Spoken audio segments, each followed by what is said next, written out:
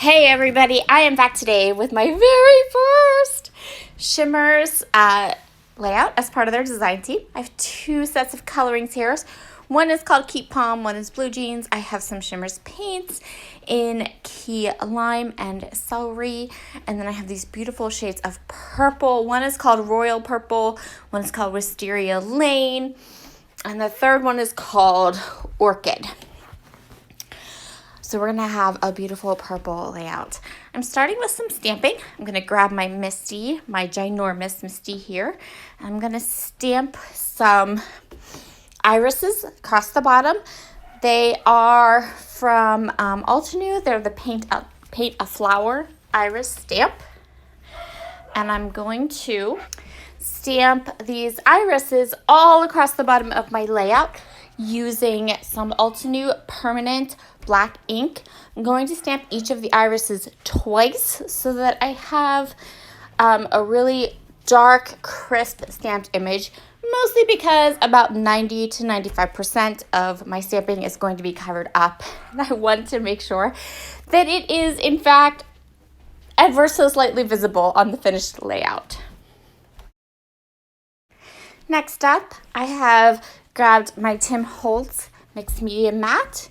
I have some water, and I have some of my Shimmerz paints here. I'm going to start with the greens, which is Key Lime and Celery. So I'm starting with the Key Lime, which is the lighter of the two colors. I have a flat brush, and I am starting at the bottom of my page. You can see I've turned my page upside down. Starting at the bottom of my page and just swiping up. So I'm trying to get pretty much like the stems of the flowers, and I'm trying not to go up so far that I touch the blooms.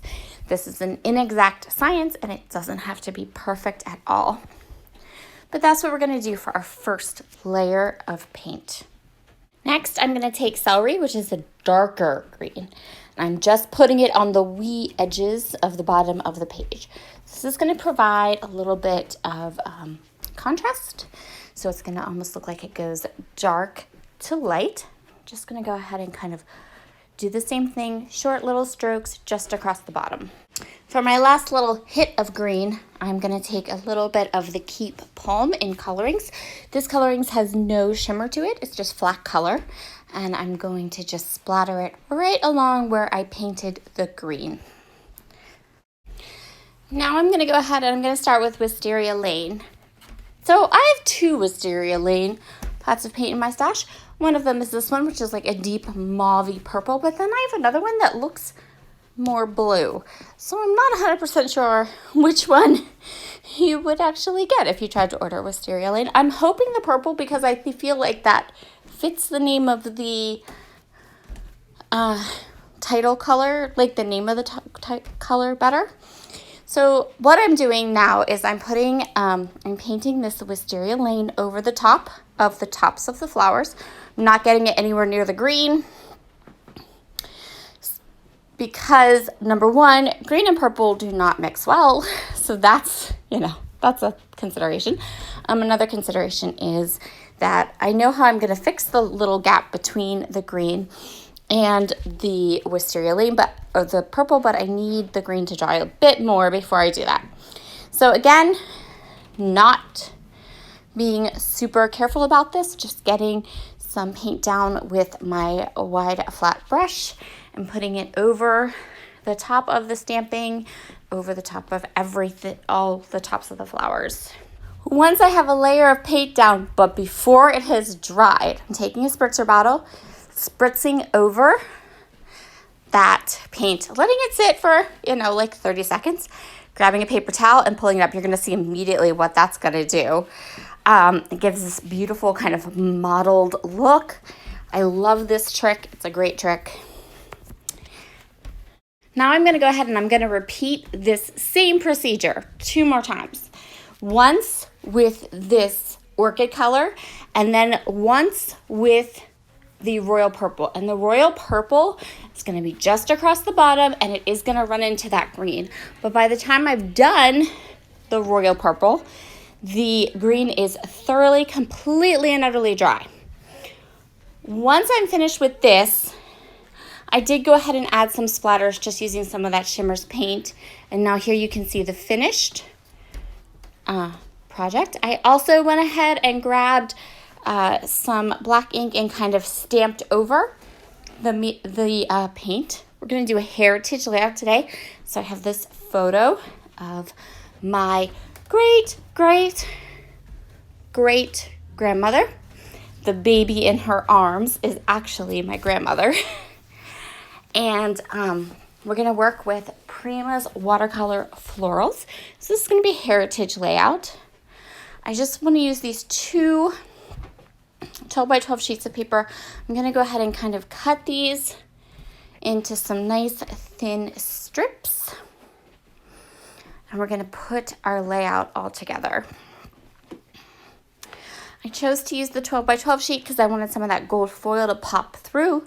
You'll also see I went through my die cuts and I only pulled the purple ones, the purpley colors and the green colors that really matched my background.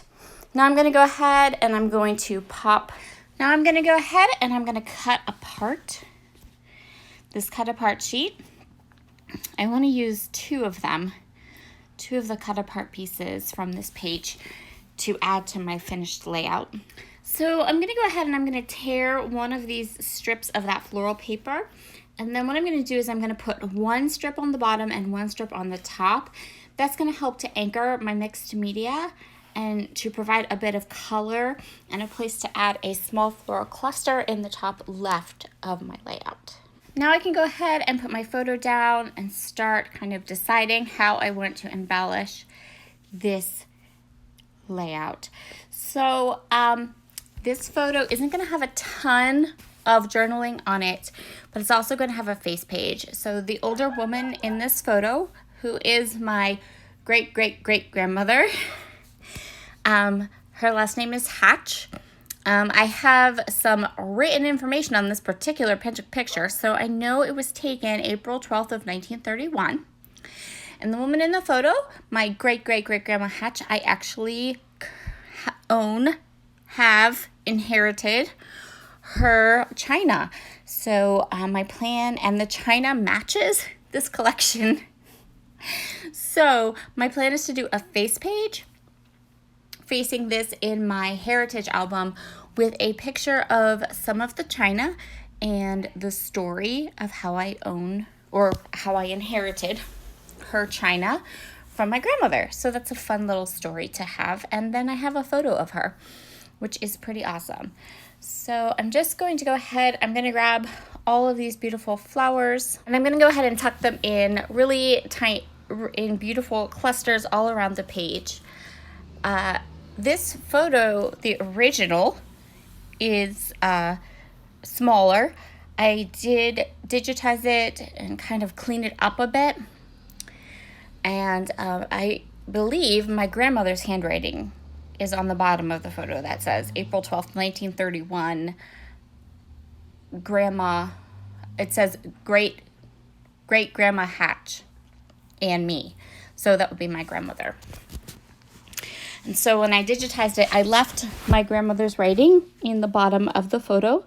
And I'm not going to cover it up or anything. I think that's part of the heritage of the photo. So my plan is to just put the date the photo was taken as kind of my title. So the other thing was I didn't have enough to do 1931. So I just put 31. And I hope that by looking at the photos, you can tell that it's 1931 and not 1831 or 2031. I think it's kind of obvious, to me anyway. Maybe not in future generations, I'm not sure, but we're just gonna go with that for now. And then I'm gonna annotate just on this little label sticker, or label, it's not a sticker, it's a printable, who is in the photo. And then, like I said, there'll be a face page. Probably there'll be a process video for it too, that will be facing this, that has photos of the china that I inherited from my great grandmother. And now I'm going to just quite simply kind of fill in create a few clusters, add some of these beautiful florals. I love how well the florals in this Prima collection match the colors that I chose from the Shimmerz products. And how many times do we get purple layouts? So another couple things of interest about this particular layout, I chose purple because that is my grandmother's favorite color, and irises were her favorite flower. So I kind of went with those two things as the theme for this particular page. You'll probably be seeing as I work through heritage photos and photos of my grandmother, you will see both of these icons and colors kind of show up. Purple is kind of hard to find in scrapbooking, but as soon as I find it in a collection, the first thing I think of is, oh, I can do pages about my grandmother with these products. So just a little aside. I'm going to continue on here tucking and layering up these flowers till I'm really, really happy with it. And I like how the black letters pulls in the black of the stamping across the bottom and also the black of some of the centers of the flowers. I like that I was really able to pull those colors together. And that is where we're going to call this one done. I am popping up some of these flowers with some beautiful, well, not beautiful, but highly functional and useful foam tape. And if you grab any Shimmerz products, always make sure to put in the comments, Sara Scraps sent me, with your order, so then they know that I sent you to their shop. And you can grab some of these beautiful goodies and you'll get a free gift, which is always a fabulous thing, right? Who doesn't love a free gift, especially a free gift of Shimmerz paints? So that is where we are going to call this one done. I'm just going to look through some of these sticker sheets. I think I grabbed 3 little sticker things that stickers that said things I thought worked really, really well. And that's going to pretty much be our last little detail for this layout, other than to flip it over and trim off the edges. And here are all of the close-ups. I hope that you all have a fabulous, fabulous Monday. And I hope you're ready to play with some beautiful Shimmerz products on my channel. I think we're going to have loads of fun. All right, guys, talk to y'all soon. Bye.